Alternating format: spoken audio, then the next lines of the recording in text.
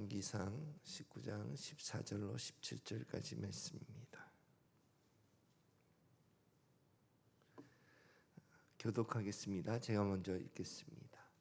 그가 대답하되 내가 만군의 하나님 여호와께 열심히 유별하오니 이는 이스라엘 자손이 주의 언약을 버리고 주의 제단을 헐며 칼로 주의 선지자들을 죽였음이오며 오직 나만 남았거늘 그들이 내 생명을 찾아 빼앗으려 하나이다. 여호와께서 그에게 이르시되 너는 내 길을 돌이켜 광야를 통하여 다메섹에 가서 이르거든 하사엘에게 기름을 부어 아람이 왕이 되게 하고 또 너는 또 님시 아들 예후에게 기름을 부어 이스라엘의 왕이 되게 하고 또 아벨 모홀라 사밧의 아들 엘리사에게 기름을 부어 너를 대신하여 선지자가 되게 하라. 하사엘의 칼을 피하는 자를 예후가 죽일 것이요 예후의 칼을 피하는 자를 엘리사가 죽이리라. 아멘. 오늘은 주어진 사명만 충성하라라는 제목으로 함께 말씀을 나누고자 합니다. 오늘 나눌 말씀의 주인공은 엘리야 선지자인데 엘리야 선지자의 어떤 주요 사건은 일단 3년간 이제 가뭄을 선포하고 아합 왕 앞에서 그것을 선포하고 실제로 3년 동안 비가 오지 않아서 그래서 아합 왕은 이제 엘리야 선지자를 이제 잡아 죽이기 위해서 지명 수배를 하고 뭐 이런 사건이 흘러가는 과정 가운데 엘리야 선지자 사르밧 과부의 집에서 기거하면서 뭐 저희 먹을 것이 없는 것을 이제 하나님의 이적으로 그 가정을 먹여 살리기도 하고 또 아들이 죽었는데 그것을 다시 살려내기도 하면서 사르밧 과부가 정말 엘리야 선지자 당신은 하나님의 선지자입니다 하는 것을 인정받게 되는 사건이 있고 그리고 이제 3년 후에 아합 왕 앞에 나타나서 갈멜산에서 이제 그 여호와 하나님과 바알과의 그 대결을 합니다.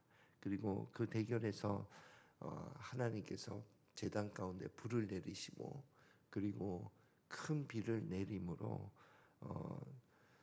그 바알과 아세라 선지자들을 다 참수하는 그러한 일을 행하고 그러나 이제 이세벨이 그 일 후에 엘리야를 잡아 죽이려고 하니까 이제 도망가는 과정 가운데 저 남단에 있는 그 광야 가운데에서 로뎀 나무에서 뭐 하나님의 천사를 보내서 쉼을 얻기도 하고 그리고 이제 하나님께서 다시 호렙산으로까지 인도하셔서 오늘 본문의 말씀 이제 다시 엘리야에게 사명을 주는 그러한 본문의 말씀과 함께 이제 마지막 사역은 이제 하사엘에게 기름을 붓고 예후에게 기름을 붓고 또 엘리사에게 기름을 붓고 그리고 불가마를 타고 하늘로 승천하는 것이 엘리야의 주된 인생 스토리가 됩니다.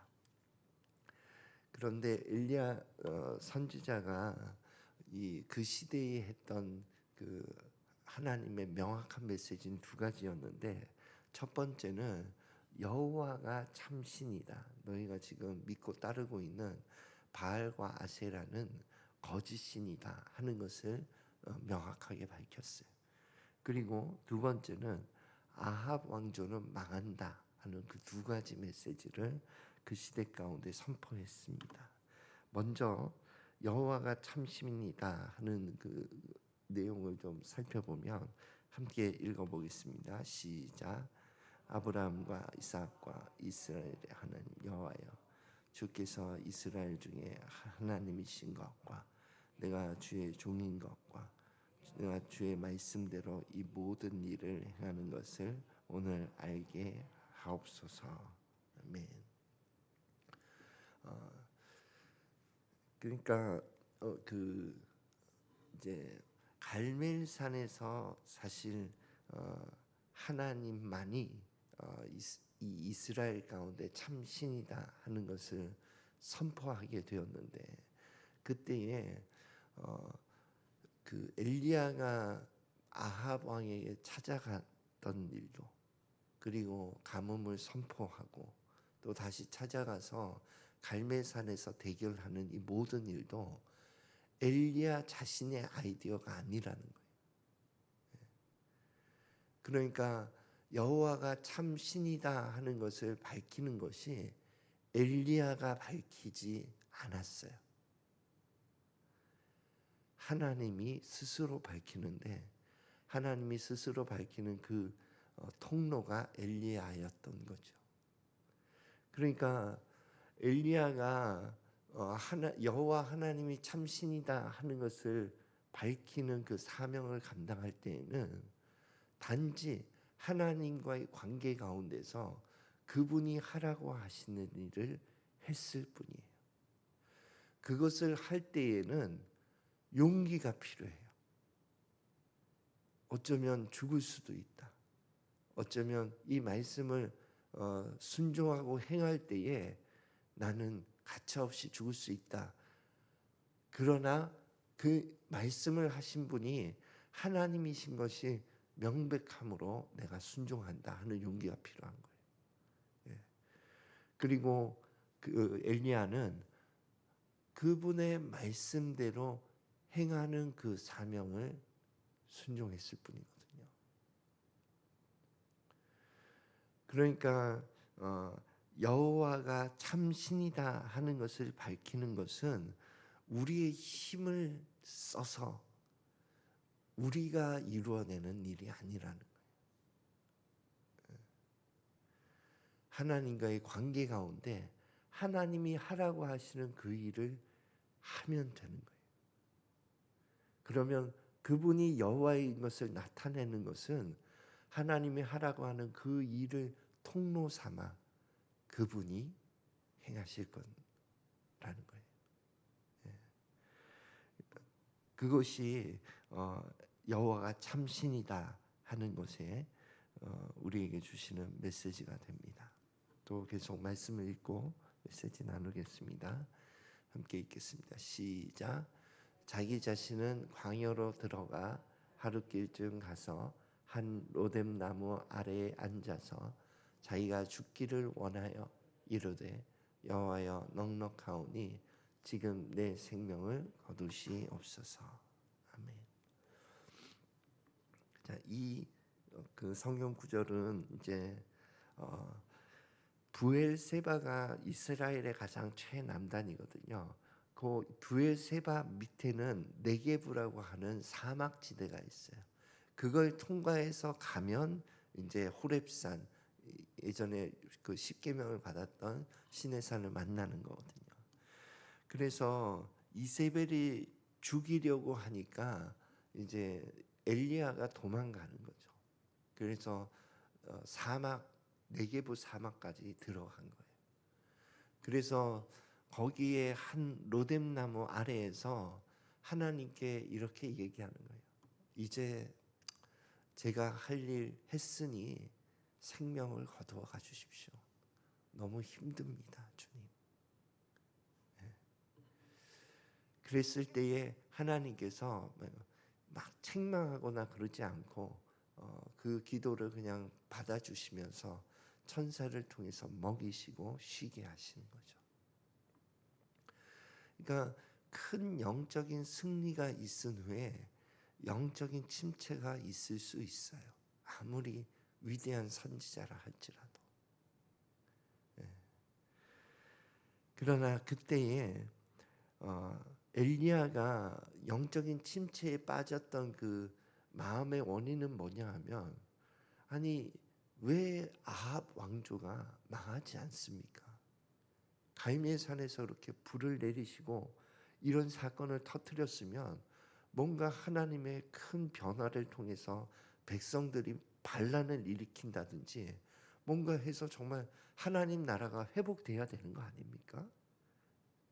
근데 왜 하나님 불을 내리시고 난 이후에도 저렇게 이세벨이 득세하고 이 나라가 전혀 변하지 않습니까? 그리고 나도 이제 죽을 신세가 되지 않았습니까? 이거거든요. 왜 아무것도 변하지 않습니까? 거기에서 오는 침체거든요. 그때에도 하나님께서는 이제 그 호렙산까지 이끌어 가셔서 말씀해 주시는데 이렇게 말씀해 주신 거죠. 열왕기 상 19장 17절 함께 읽겠습니다. 시작.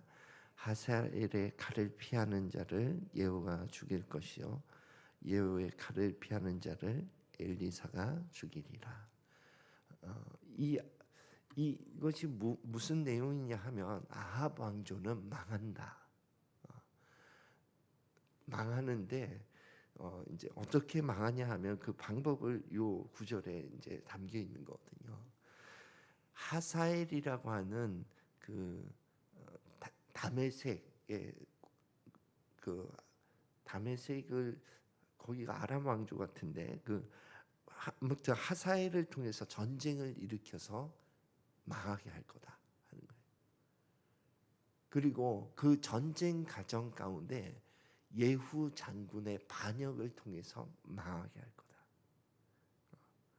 그리고 엘리야가 구체적으로 심판을 선포할 거다. 그걸 말씀해 주시는 거예요. 그리고 이 말씀을 할 때에 하나님께서 이제 엘리야에게 사명을 주시는데 사명을 주시기 전에 그 상황을 한번 말씀 보겠습니다. 시작. 또 지진 후에 불이 있으니 불 가운데에도 여호와께서 계시지 아니하더니 불 후에 세미한 소리가 있는지라. 그러니까 하나님께서 세미한 음성 가운데 이 사명을 주신다는 거예요. 세미한 음성 가운데.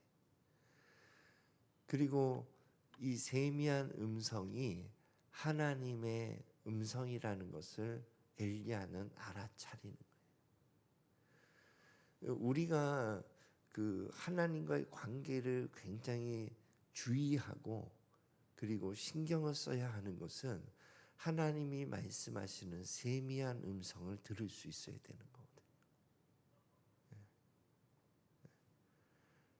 막 지진이 막 요동하고 이럴 때 거기에 여호와께서 계시지 않는다는 거예요. 막 나는 지진이 막 요동하고 막 불이 내리고 이러면 거기에 여호와가 있다고 여길 거 아니에요. 그런데 거기에는 여호와가 안 계시다는 것을 엘리야가 알아요. 그리고 그런 막 요동이 다 끝난 후에 세미한 음성, 그 음성 가운데 여호와가 계시다는 것을 알아차리는 거 아닙니까? 그래서 그 세미한 음성의 내용은 뭐냐면 너는 하사엘 다메섹으로 가서 하사엘에게 기름을 부어라. 그리고 북이스라엘로 가서 예후에게 기름을 부어라. 그리고 엘리사에게 가서 기름을 부어라. 이 세 가지. 그러니까 엘리야가 한 일은 기름 붓는 이 세 사람을 찾아가서 기름 붓는 일이 엘리야의 일이었어요. 아합 왕조를 망하게 하는 일은 하나님의 일이었어요. 그러니 우리는 신앙생활할 때에 이 구분을 잘 해야 돼요.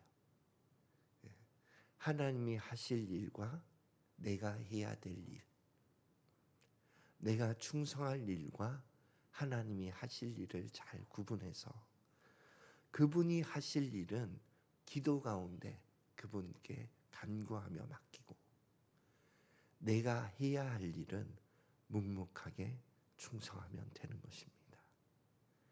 그래서 우리의 삶 가운데 이런 하나님이 우리에게 부여한 그 충성을 하려면 하나님과의 관계 가운데 그분의 세미한 음성을 듣는 그런 관계를 잘 이어가야 하는 것입니다.